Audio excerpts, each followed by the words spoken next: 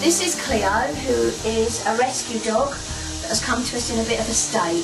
She has unfortunately had a sustained ear infection that has been untreated for some time, and when Sarah turns around you'll see the damage it's done to the ear. It's called a cauliflower ear, and that will never ever heal up. All we can do is make it comfortable and prevent further infections. She also has burns and scalds to the feet, which would appear to be due to standing in urine. And so we're now going to put a treatment on this dog before we wash her in another shampoo to actually help and try and heal those. All our shampoos are organic, and what we will be doing is wetting the dog, and we will do 2 washes because the first wash gets rid of the dirt and treats anything that needs to be treated, and the second one is almost like the finishing coat.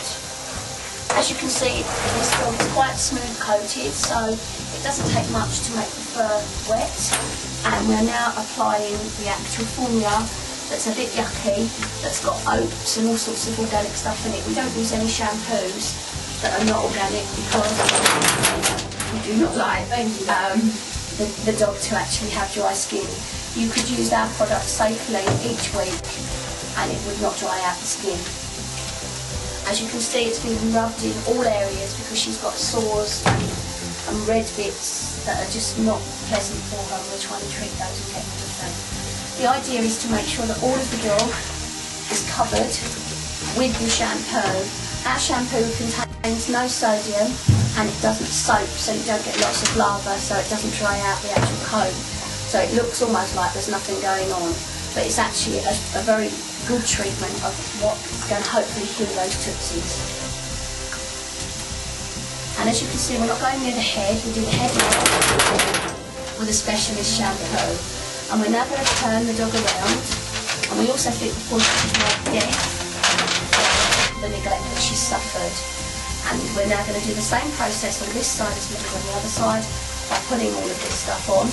And this is a treatment that will require 5 minutes, a bit like some of the veterinary prescribed treatments that we get, where it has to sit on the skin to actually help heal it. And considering this dog has never been washed before, and we know nothing about its history, she's behaving absolutely beautifully.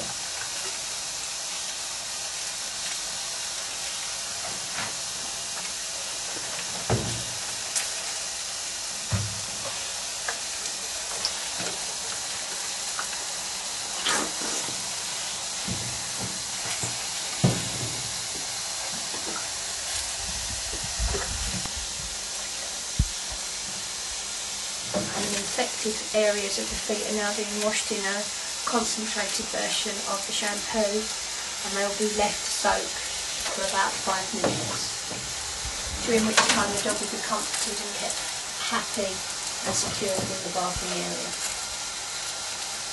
It's quite often the duty of ours that we get dogs that have been rescued that come in that need full clip-offs, etc. And it goes as part of the territory of being a dog groomer. Not everything is cute and puppy-like. Sometimes you get some pretty horrible sights. But at least this dog is on the way to finding a loving new home and hopefully having healed feet.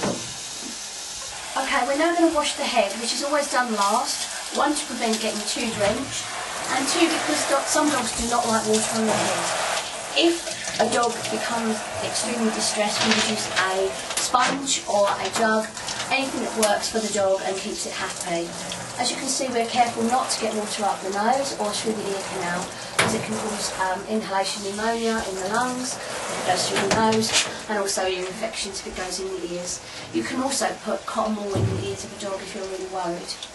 We're using a low sodium shampoo that is tearless, and we use it on all our puppies up until a year old and on any dog's face. It is hypoallergenic, and it allows the dog to be washed thoroughly without the risk of stinging the eyes and causing eye problems.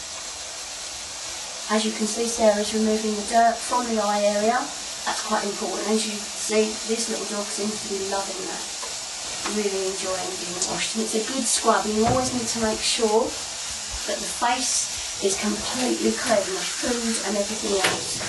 And on the first one, we're just getting rid of the surface dirt. On the second one, we do a bit of a massage, which Sarah will demonstrate in a moment. Oh yeah, there we go.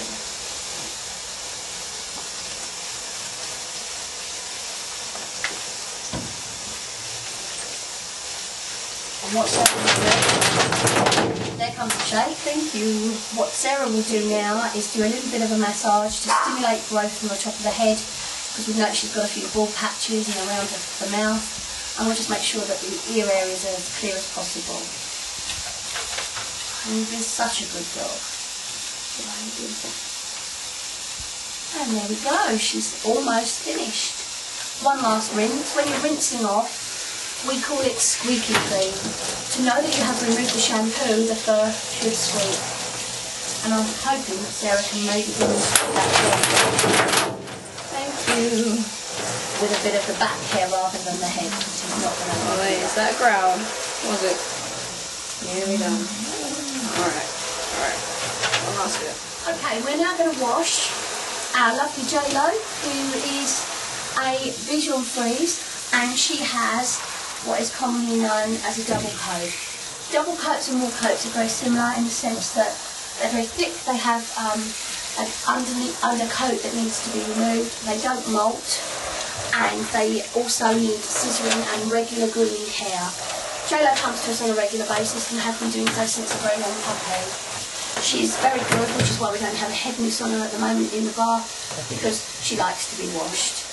With any dog that has a double coat or a wool coat, you would not scrub the fur up once it's been prepped. As you can see, Sarah is actually wiping down the coat and getting the shampoo into the fur and underneath the fur. J-Lo is getting a bit older now. She's a lady of middle years, and so she has a few lumps and bumps, and we pay particular attention to that. And we're also using a shampoo that would bring her up white, because as they get older, visuals tend to go a little bit yellow. So this removes the oxidisation and brings the whiteness back into the fur. Again, the process is the same. You still have to wash the legs, the feet and the underfeet, but it's just how you wash it. You would not scrub vigorously up and down to knock the fur. Sarah's separating the fur and washing in between and making sure that all of the fur is actually being cleaned and dirt is removed.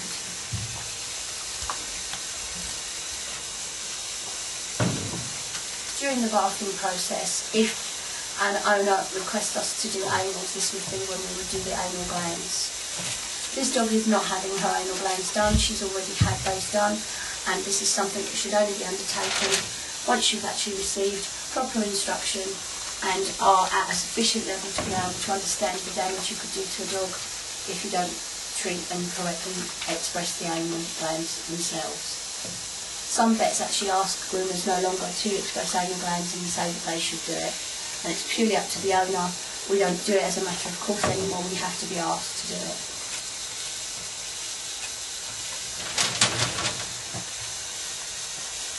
As you can see, Sarah's paying particular care around the areas in the anal, because they can sometimes get bits and pieces stuck in their fur. Sarah is not using gloves on this occasion because she actually prefers to be able to feel what she's washing, but after washing this dog she would then clean her hands with an antibacterial wipe so that there's no germs passed on. And she's removing any lumps and bumps and sticky bits that are in the dog's fur. Because it's summer, the last thing we want is grass darts or anything like that injuring the dog. Now she's going to rinse. The rinse procedure is the same as before. It is that you need the dog to squeak so to show that it's clean. And as you can see, J-Lo really likes to be sort of massaged and rubbed along her back. It seems to me that she enjoys that. Now she's getting a bit older, it could be that she's getting a bit of arthritis. And you can see as she's being washed, the natural pigmentation of her skin is dark in patches and pink in other. She's obviously white coated, and we use a different brush on her, and we also use different shampoos on white coated dogs than any other colour.